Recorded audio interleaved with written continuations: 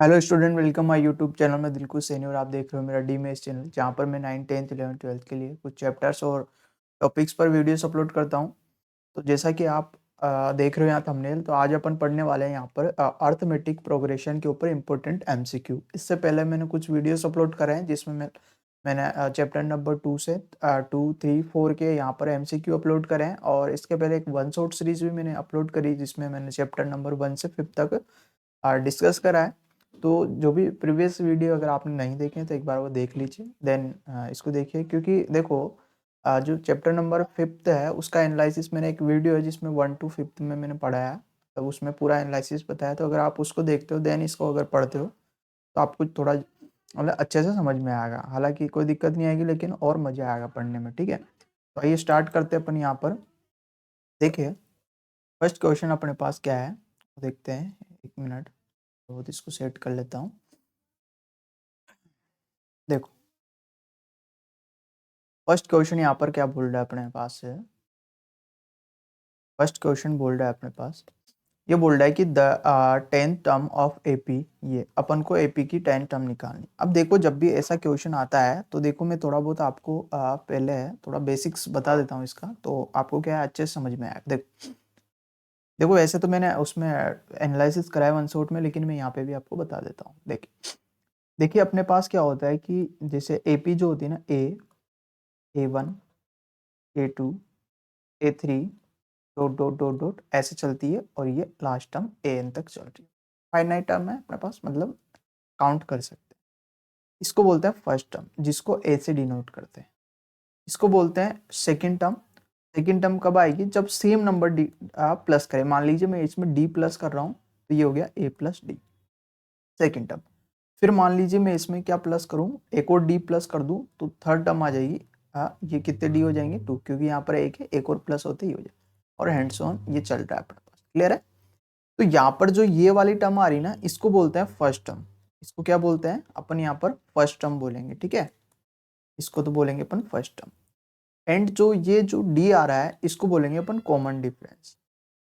Common difference, ठीक है। Clear है यहाँ तक? अब देखो ये सेकंड, ये फर्स्ट टर्म हो गई, ये सेकंड हो गई, थर्ड चल रही है, और ऐसे ये हो गए अपने पास nth टर्म। इसको बोलेंगे अपन nth टर्म, ये टर्म। और जो यहाँ पर n है, ये n होता है number of term, number of term. Clear है यहाँ तक? मैंने क्या बोला, यहाँ पर जो ये है, ये अपने पास nth टर्म है, कितने नंबर की है? nth नंबर की है, ठीक है। और n बोलते हैं यहाँ पे नंबर ऑफ टर्म। अब देखो यहाँ पर जो an कैसे आएगा, अब देखो लास्ट टर्म यहाँ पे मैंने निकाल दिया, तो देखो सब में हर टर्म में a तो आ रहा है। देखो इसमें भी a आ रहा है, इसमें भी a आ रहा है, इसमें भी a आ रहा है, मतलब सिंगल a आ रहा है लेकिन प्लस। अब इसके बाद में जो मेन जो चीज है वो देखो ध्यान से। देखो यहाँ पर 1 है लेकिन मतलब इसका एक भी डी नहीं है। यहाँ पे 2 है लेकिन यहाँ कितने डी है? ओनली एक डी। यहाँ पे 3 है तो यहाँ पर कितने डी है? 2 डी। मतलब हर टर्म निकालने के लिए कितने डी प्लस करने पड़ते हैं? एक कम डी। जो यहाँ पर जो आ रहा है ना, उससे एक कम लेके मल्टीप्लाई करता है डी से। मतलब यहाँ 3 आ रहा है, 3 में से एक कम करके 2, और 2 को डी से मल्टीप्लाई कर दे।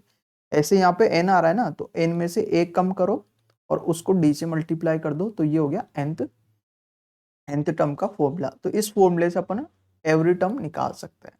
अब देखो आपको ये फॉर्मूला याद नहीं है तो आपको ऐसे रखना है, जैसे मान लीजिए आपको 10th टर्म निकालनी है यहाँ पर, तो 10th मतलब a तो आएगा प्लस, यहाँ पे 10 है तो एक कम करो 9। ऐसे अगर मान लो 20 वाली टर्म निकालनी तो आप क्या करो, a प्लस, और इसमें 20 है तो एक कम कर दो 19d।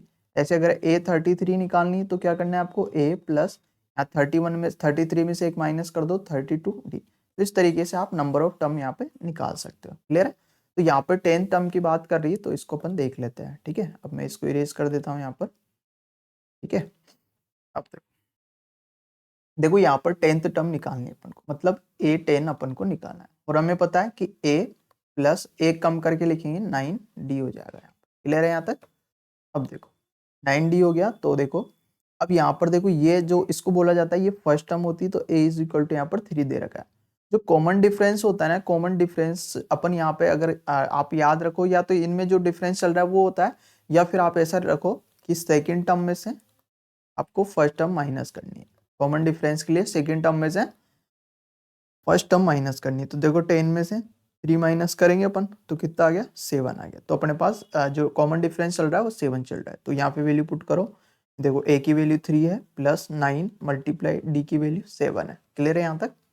आगे चलते हैं अपन, देखो यहाँ पर तो ये हो गया अपने पास 3 प्लस 9 7 जो हो गया 63, तो इसमें प्लस करेंगे तो ये 66 हो गया। तो अपने पास आंसर ये दिख रहा है डी, यहाँ पे मोस्ट करेक्ट आंसर हो जाएगा अपने पास डी। तो इस तरीके से सिंपल इसको अपन इजिली यहाँ पर सोल्व कर सकते हैं। नेक्स्ट क्वेश्चन देखिए, देखो यहाँ पर तो नेक्स्ट क्वेश्चन क्या बोल रहा है अपने पास,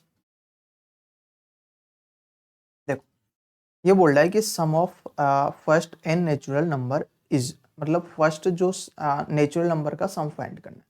तो देखिए अभी अपने पास जो यहाँ पर सम का जो फॉर्मूला होता है वो होता है एस एन, एस एन से डिनोट करते हैं मतलब nth टर्म का सम। ये होता है n अपॉन 2, यहाँ पर 2 है प्लस n माइनस 1 और ये d। एक फॉर्मूला तो ये होता है, और दूसरा अगर इसी को थोड़ा बहुत मॉडिफाई करके अपन ऐसे लिख सकते हैं n अपॉन 2, यहाँ पर हो गया a प्लस l। l होता है लास्ट टर्म, l जो होता है उसको क्या बोलते हैं अपन, लास्ट टर्म बोल सकते हैं। जो भी एपी के अंदर जो भी लास्ट टर्म दे रखी है वो होता है। एन अपन को पता ही है, यहाँ पे जो स्मॉल एन है वो क्या होता है, नंबर ऑफ टर्म होती है, नंबर ऑफ टर्म, ठीक है, ये टर्म।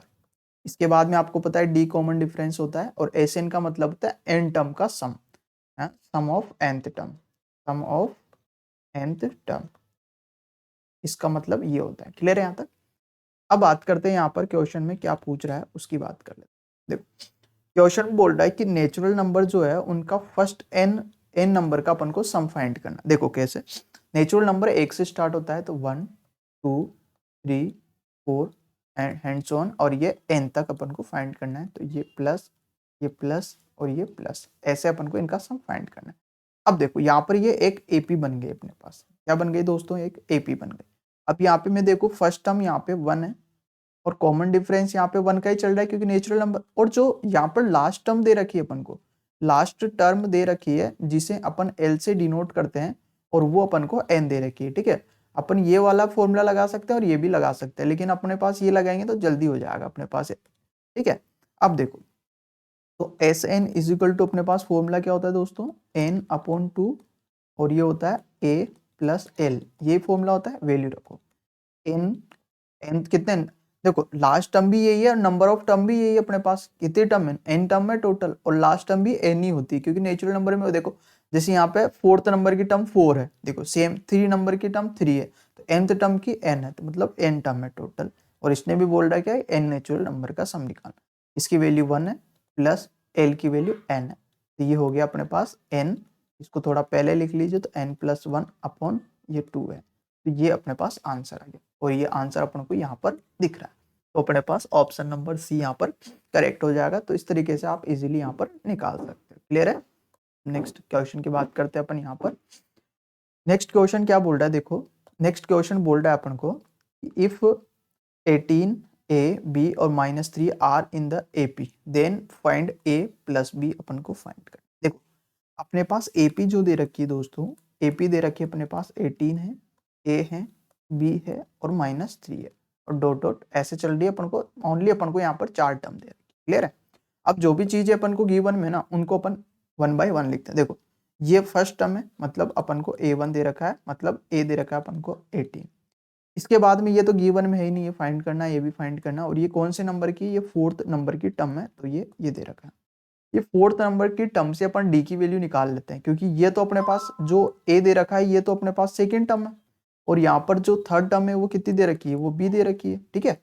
अब देखो तो यहाँ पर निकालते हैं, तो देखो यहाँ पर इसका फॉर्मूला होता है a प्लस 3d, एक कम करके लिखते हैं, और इसकी वैल्यू -3 दे रखी। फर्स्ट टर्म a की वैल्यू मतलब ये वाली कितनी दे रखी, 18 plus 3d is equal to -3, तो ये हो गया 3d इक्वल टू -3। 18 उधर जाएगा तो अपने पास किसका हो जाएगा, माइनस का 18 हो गया। क्लियर है दोस्तों? यहाँ पर तो 3d इज इक्वल टू गया माइनस का 21, तो d इज इक्वल टू गया माइनस का 21 अपॉन 3, तो यहाँ पे डिवाइड करेंगे तो यहाँ पे आ जाएगा -7, तो ये आ गया। तो अपन को अब सेकेंड टर्म निकालनी है, तो ये निकाल सकते हैं अपन a प्लस यहाँ पर करेंगे d, तो ये हो जाएगा अपने पास a की वैल्यू यहाँ पर 18 है प्लस d की वैल्यू अपने पास -7 आई, तो 18 में से 7 माइनस कर लो, यहाँ पर 18 में से 7 माइनस करेंगे तो कितना आ जाएगा बताइए, 11 आ जाएगा। मतलब जो ये a2 इज इक्वल टू ए है ना अपने पास, a2 इज इक्वल टू ए, मतलब a की वैल्यू अपने पास यहाँ पर 11 आ गई। इसी तरीके से b की वैल्यू मतलब थर्ड टर्म अपन को निकालनी है तो a प्लस 2d हो जाएगा, क्योंकि 3 है तो एक कम करें। फर्स्ट टर्म 18 है, मल्टीप्लाई 2 और d की वैल्यू 7 आई है तो ये हो गया 18 प्लस माइनस माइनस हो गया ये 14, माइनस करेंगे 4 और ये आ गई b की वैल्यू, क्योंकि ये थर्ड टर्म आ गया अपने पास। मतलब a की वैल्यू अपने पास 11 आई और b की वैल्यू अपने पास 4 आई, और ये बोल रहा है कि a प्लस b करो आप, तो 11 प्लस 4 करेंगे तो अपने पास ये हो जाएगा 15। तो यहाँ पे 15 इज करेक्ट आंसर, मतलब यहाँ पे ऑप्शन नंबर ए अपने पास का करेक्ट ऑप्शन हो जाएगा। क्लियर है यहाँ तक? तो अब नेक्स्ट क्वेश्चन की बात करते हैं। आपको यहाँ पे आशा करता हूँ क्वेश्चन आपको समझ में आया होगा। अब देखो इस क्वेश्चन की, देखो बोल रहा है nth term of AP is an plus 1, then the find of sum of first three term. तीन टर्म का अपन को सम फाइंड करना। देखो nth टर्म दे रखी है, इसका मतलब an अपन को दे रखा है 2n प्लस 1। क्लियर है दोस्तों यहाँ तक? ये चीज अपन को दे रखी है। अब मान लो मैं n is equal to 1 put करता हूँ यहाँ पे, तो a1 is equal to 2 multiply 1 plus 1 equal to हो गया 2 1 जा 2 प्लस 1 इज इक्वल टू 3। इसका मतलब ये कौन सी टर्म निकल के आ गई अपने पास? a1 टर्म 3 है इसकी। ऐसे अगर मैं n is equal to 2 put करूँ तो अपने पास क्या आ जाएगा? a यहाँ पे आएगा 2, यहाँ पे आएगा 2 मल्टीप्लाई 2 प्लस 1 तो हो गया 4 प्लस 1 इज इक्वल टू हो गया 5। इसी तरीके से मैं अगर n is equal to 3 put करता हूँ तो यहाँ पर a3 is equal to 2 multiply 3 plus 1 तो ये हो गया अपने पास 6 प्लस 1 इज इक्वल टू 7। और अपन को फर्स्ट थ्री टर्म की वैल्यू फाइंड करनी है, मतलब a1 plus a2 plus a3, इन तीनों का सम फाइंड करना है। तो फर्स्ट टर्म 3 आई, सेकेंड टर्म 5 आई और ये थर्ड टर्म 7 आई, और इन दोनों तीनों का सम करेंगे तो अपने पास 15 आंसर आ जाएगा। इसका करेक्ट ऑप्शन यहाँ पे ये हो जाएगा। क्लियर है? तो आशा करता हूँ ये समझ में आएगा। बिल्कुल ईजी है, आपको कुछ ही नहीं करना, इनकी वैल्यू निकालनी, तीनों टर्म अपन ने निकाल ली और यहाँ पर इन तीनों का अपन सम कर सकते हैं। क्लियर है यहाँ तक? नेक्स्ट बात करते हैं।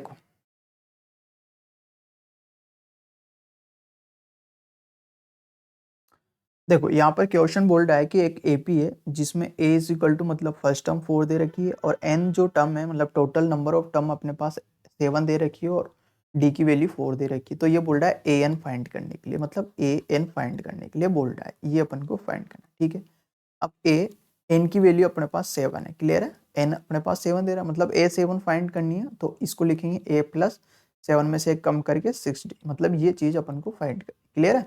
तो यहाँ पर वैल्यू पुट करेंगे अपन यहाँ पर, तो अपने पास वैल्यू पुट करेंगे यहाँ पर। तो देखो a की वैल्यू यहाँ पे 4 है प्लस 6 मल्टीप्लाई d की वैल्यू यहाँ पे अपने पास 4 है। ठीक है, तो 4 प्लस 6 4 जा हो गया 24 प्लस करेंगे 28, तो ये अपने पास आंसर हो गया। और ये क्लियर है, तो ये यहाँ पे ऑप्शन नंबर ए यहाँ पर करेक्ट ऑप्शन हो जाएगा। क्लियर है यहाँ तक? तो आशा करता हूँ ये भी आपको समझ में आया होगा। नेक्स्ट बात करते हैं नेक्स्ट क्वेश्चन की। ये बोल रहा है कि आर, देखो p माइनस 1 p प्लस 3 और 3p minus 1 are in A P, then p is equal to, p किसके इक्वल होगा? क्लियर है यहाँ तक? मतलब ये और ये एक ए पी है। ठीक है, और अपन को p की वैल्यू फाइंड करनी है यहाँ। ठीक है, अब देखो यहाँ पर जब भी ऐसा क्वेश्चन आया तो इसको ऑप्शन के थ्रू अपन कर सकते हैं। देखो ये ए पी कब होगी, ये AP कब होगी, तब इनके बीच का जो डिफरेंस है वो सेम आना चाहिए, ये वाला और ये वाला डिफरेंस सेम आना चाहिए। तो ये तो P की वैल्यू अपन निकालेंगे। तो देखो डिफरेंस निकाले अपन यहाँ पे, तो देखो इन तीनों का डिफरेंस निकाल लेते हैं अपन यहाँ पर। देखो देखो यहाँ पे देखो, अगर A2 में से A1 माइनस करके देख लो आप, तो P प्लस 3 माइनस करो और ये वाली फर्स्ट टर्म, तो P माइनस 1। तो देखो P प्लस 3, यहाँ ब्रैकेट ओपन होगा तो साइन चेंज हो जाएगा। क्लियर? P से P कैंसिल, मतलब यहाँ पे जो कॉमन डिफरेंस आ रहा है वो 4 आ रहा है। कॉमन डिफरेंस कितना आ रहा है दोस्तों? 4 आ रहा है। यहाँ तक क्लियर है? अब देखो 4 आ रहा है तो यहाँ पे भी निकालिए। अब यहाँ पे भी अगर यहाँ 4 आ रहा है तो यहाँ पर भी कितना आना चाहिए? 4 आना चाहिए। तो यहाँ पे भी माइनस कर लो। हमेशा थर्ड से अगली वाली टर्म में से पहली वाली टर्म माइनस करनी है। मतलब अब यहाँ पे इस 3p माइनस 1 में से ये इसके जस्ट पहले वाली ये वाली टर्म माइनस करनी, तब भी अपने पास क्या निकल के आएगा? d निकल के आएगा। तो d इज इक्वल टू, यहाँ पे सोल्व करते हैं इसको। तो देखो 3p माइनस यहाँ पे 1 है और ये माइनस p और यहाँ पर ये माइनस प्लस माइनस 3 हो गया, ठीक है। ये देखो 3p में से एक p जाएगा तो 2p बचा और -1 -3 क्या जाएगा माइनस का 4 हो जाएगा और ये आ गया d। और हमें पता है ये जो यहाँ पे d आएगा वो किसके इक्वल आएगा, इस 4 के इक्वल आएगा, मतलब इसकी वैल्यू किसकी इक्वल आएगी 4 का। 4 से 4 कैंसिल मत कर देना, तो 2p इज इक्वल टू अपने पास हो गया यहाँ पे 4 उधर जाएगा तो प्लस का, तो ये हो गया p इज इक्वल टू 8/2 और डिवाइड करेंगे तो यहाँ पे 4 आ जाएगा प्लस का, दैट इज ये आंसर हो गया अपने पास। एक सेकंड मेरे कॉल आ रहा है दोस्तों, देखिए यहाँ तक तो क्लियर है ना आप लोगों के? हाँ, यहाँ तक तो समझ में आ गया होगा आपके। यहाँ पे आंसर 4 आ गया अपने पास, तो यहाँ पे ए ऑप्शन करेक्ट हो जाए। क्लियर है यहाँ तक? तो इस तरीके से कर सकते हैं, कुछ नहीं। देखो यहाँ पे ये फर्स्ट टर्म है, ये सेकंड टर्म है, ये थर्ड टर्म है, और हमें पता है जब फर्स्ट टर्म, सेकंड टर्म और थर्ड टर्म इनके जो डिफरेंस होता है वो सेम होता है, तो हमेशा डिफरेंस क्या होता है, इसमें से ये माइनस करेंगे डी आएगा और इसमें से ये माइनस करेंगे तो डी आएगा। तो यहाँ पे देखो फर्स्ट में माइनस करा तो 4 आया, तो सेकंड में माइनस करेंगे तो भी 4 आना चाहिए, तो अपन ने इसको 4 के इक्वल करके यहाँ पर निकाल सकते हैं। क्लियर है यहाँ तक? तो नेक्स्ट क्वेश्चन की बात करते हैं अपन यहाँ पर। देखो बोल्ड है find the sum of first n term of odd natural number. अब देखो पहले तो अपने पास ओनली नेचुरल नंबर की बात करी थी, अब अपने पास ओड की बात कर रहा है। ओड का मतलब जो 2 से डिविजिबल नहीं हो। तो देखो पहले तो ओड नंबर देख लेते हैं अपन। ओड नंबर कौन कौन से होते हैं? ये होते हैं, देखो 1 होता है, 3 होता है, 5 होता है, फिर 7 होता है, और ऐसे अपने पास चल रहा है, ठीक है। और लास्ट टर्म अगर देखा जाए तो 2n+1 भी हो सकता है या -1 भी हो सकता है, तो अपन इसको रहने देते हैं, इस चीज को अपन नहीं लिखते हैं यहाँ पर, ठीक है। तो ठीक, ये अपने पास एपीआर, और अपन को कितने टर्म का फाइंड करना है, एन का फाइंड करना है एन तक, ठीक है। चलो भाई आगे बात करते हैं। तो n इज इक्वल टू, तो n है ही सही अपने पास, तो अपन को एस एन फाइंड करना है is equal to n/2, formula लगाएंगे 2a प्लस n-1 और ये हो गया d। क्लियर है यहाँ तक? देखो फर्स्ट टर्म में अपने पास a की वैल्यू 1 है और d निकालेंगे तो थर्ड सेकंड टर्म में से फर्स्ट टर्म माइनस करेंगे, मतलब d 2 है। ऑब्वियसली बात है कि यहाँ पर ओड नंबर में 2 का डिफरेंस चलता है, ठीक है ना। सबमिट, तो वैल्यू पुट करो, देखो s n तो n ही आएगा, n/2, ठीक है। और यहाँ पे अंदर 2, a की वैल्यू 1 है, प्लस n-1 और d की वैल्यू अपने पास यहाँ पर 2 है। क्लियर है यहाँ तक? इस तरीके से इसको करेंगे। अब देखो तो यहाँ पे हो गया n/2, ये हो गया 2 1 2 प्लस 2 को ब्रैकेट से मल्टीप्लाई करो 2n और -2, यहाँ तक ठीक है। ये प्लस माइनस कैंसिल हो गया अपने पास। क्लियर है यहाँ तक? तो देखो अब अपन बात करेंगे यहाँ पर n/2 मल्टीप्लाई, यहाँ पे बचा ओनली 2n, भाई यहाँ पे तो 2n बचा ना। अब देखो 2 से 2 भी कैंसिल हो गया और n इंटू n हो गया n²। तो यहाँ पे जहाँ n² आ रहा है वो ऑप्शन अपने पास करेक्ट हो जाएगा, मतलब ऑप्शन नंबर ए यहाँ पर इज करेक्ट आंसर। क्लियर है यहाँ तक? अब नेक्स्ट क्वेश्चन की बात करते हैं अपन यहाँ पर। आई थिंक यही क्वेश्चन थे, तो बाद में चेक कर लेता हूँ, ठीक है। देखो आज के लिए इतना ही काफ़ी दोस्तों। तो आपको कैसे लगे क्वेश्चन? में कुछ क्वेश्चंस लेके आया था, तो आशा करता हूँ आपको सारे क्वेश्चन समझ में आए होंगे और आप लोग वीडियो को अंत तक देख रहे होंगे। और जिसने भी लाइक नहीं करा वो लाइक जरूर करे और शेयर जरूर करिए, और जो नए हैं जिसने चैनल को सब्सक्राइब नहीं करा है वो चैनल को सब्सक्राइब कर लीजिए। थैंक यू, धन्यवाद, टेक केयर, बाय बाय।